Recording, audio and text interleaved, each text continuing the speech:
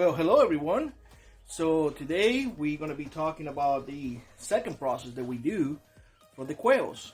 One of the things you have to do is identify which quail is which. Essentially, what is a male, what is a female. And today we hit that 6-week mark and we're going to be identifying that. Now, most of the times you're going to have a 50-50 chance of having hens and roosters. Essentially, you're going to have, if you have 10 quails, you're going to have 5 boys and 5 girls. Now, we are not looking for a lot of boys. Essentially, we have 2 roosters already here, more than enough to give us fertilized eggs. So we're essentially looking for maybe 1 more rooster so we can fill that spot right there, and the rest of it hens, because we're looking for eggs more than anything else. So today we're going to be identifying, well, hens and roosters. I'm not going to cover what comes after, but roosters, the ones that we're not going to be using for reproduction, are going to be harvest. I will not cover that in here. You're more than welcome to check other channels for that content, but in here we will not cover that. But essentially all you need is a pair of scissors, and that is all.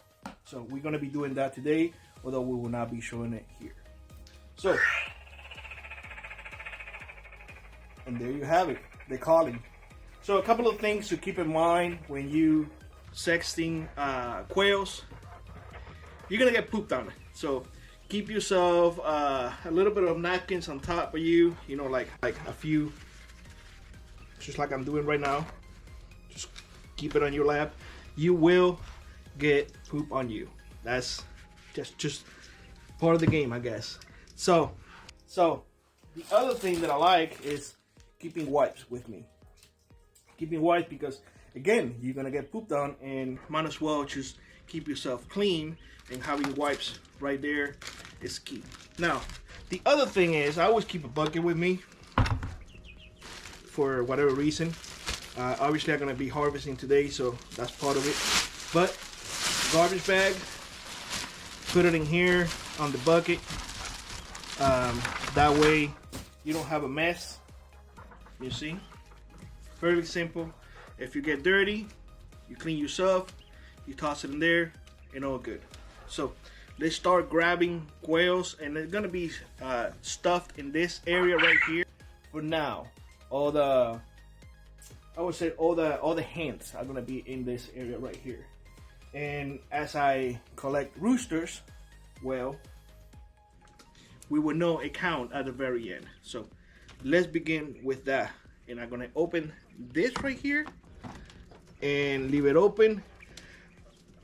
Before we even jump into that, I will leave in here 5 hens and 1 rooster. That is all. The remainder will be on the bottom, all hens, because all I want is eggs on the bottom. I don't need more on top. That will be full. Okay? So let's move on.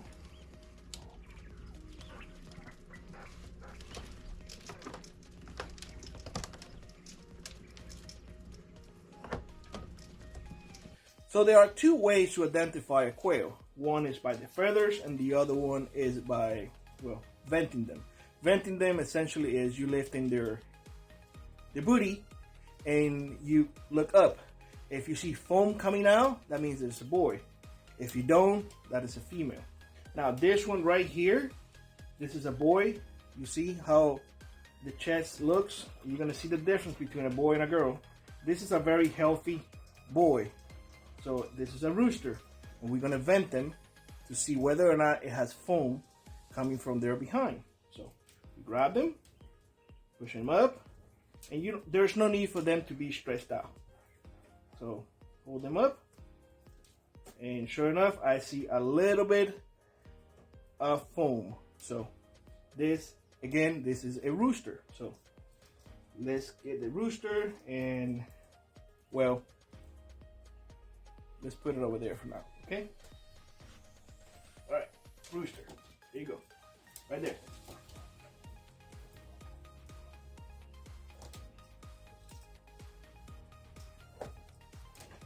So here's the difference. This is a hen. You see how they got speckles all over? this is how you can further sex them. You see how calm she is? I never scare my birds or anything. I try to keep them as calm as possible. So this is why I like keeping them, you know, in a very calm environment with nice food and whatnot. Because, well, just you see how nice they are.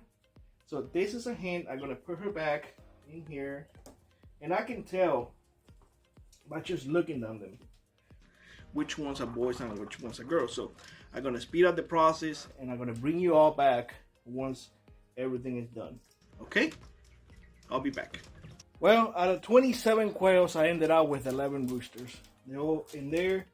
Unfortunately, I only need one. So the remainder down here are hens. Those I will keep because I want the eggs. But yeah, 11 roosters out of 27. The remainders are hens. So I will finish up the rest of the work and bring you after I'm done. Well, I am done separating them and whatnot. And I gotta tell you, I still got a lot of space in here. I have 5 in here, 4 females and 1 rooster. 6 in here, 5 females and 1 rooster, and 6 and 1. So down here, what I have is 1, 2, 3, 4, 5, 6, 7 hens all by herself. These ones do not have any roosters. This one is just for laying purposes. That is it. And out of the 28 quails that I hatched, well, 14 were roosters. Actually, no, 16 were roosters because 15 were roosters because I kept one. All the other roosters were harvest for our consumption. But nonetheless, that should give you an idea. Like I said before, I would expect whatever the hatchery is. For us, it was 29. We lost one, and we ended up with 28. So yeah, what you gotta look is 50-50. 50% hens, 50% roosters. You don't need a lot of roosters. Roosters, all you need it for is, well, for what roosters do, procreation. And now that I have enough in here, essentially I will get 1.5 dozen of eggs daily of this section right here that will be fertilized. Well, if I have to hatch again, I literally have to pick eggs for 3 days. That's it to do 50. More than enough for me. 50 eggs, you're looking at 27, 28 hatch from there. You know, half hens, half roosters. I ended up with a little bit more than what I was hoping for, but nothing gets wasted in here. And that is the key fact. Nothing gets wasted. We put everything to use. Fortunately, like I said before, I don't feel comfortable showing the process and whatnot. I encourage you to look at other YouTube videos. Perhaps they are more inclined to show you those type of things. I just don't. I'm not gonna do that. The process is similar to a chicken. All I can say is my quails live a very good life. That's all I can tell you. They do not suffer at all. So I'm gonna finish cleaning everything up. I have to clean the water. Once a week, what I do is I empty everything. I clean everything out. Then I put fresh water. Now throughout the week, what I do is I refill the whole entire thing. But today is it's the day that it is scheduled for the entire cage to be wiped out, remove everything from their location, and just give it a thorough cleaning. That's what I do. That way, they're happy. Now this one's right here. This two right here. They look a little rough, to tell you the truth, because they are molting right now. But you can see the feathers already coming out. So that's something that you should expect. Quails do molt similar to chickens, but they get rough. They get rough. They get rough looking, but it's a natural process. Now that I have less quails, obviously the food consumption drops down a little bit. Believe it or not, I was going through one of these full things per day, which 3 quarts per day for all the quails that I had. A lot of folks asked me, Billy, how many quails did this cage in particular can hold? Well, 6, 6, 6, 6, 6, and 6. So 36 quails in total to be comfortable. I am not going to shove a whole bunch of quails in here just for them to be uncomfortable and whatnot.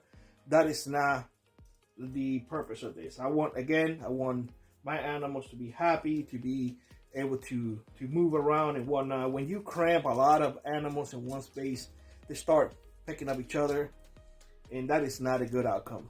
So with that being said, I hope this video helped you make a decision whether or not you want to have quails. I gotta tell you, there's very little loss on quails. Even the ones that you don't use for egg production, you can harvest for your meat consumption. So with that being said, I hope you'll have a great one. If you don't mind liking, sharing, and subscribing, we'll appreciate that. And we shall see you in the next one. Bye-bye, everybody.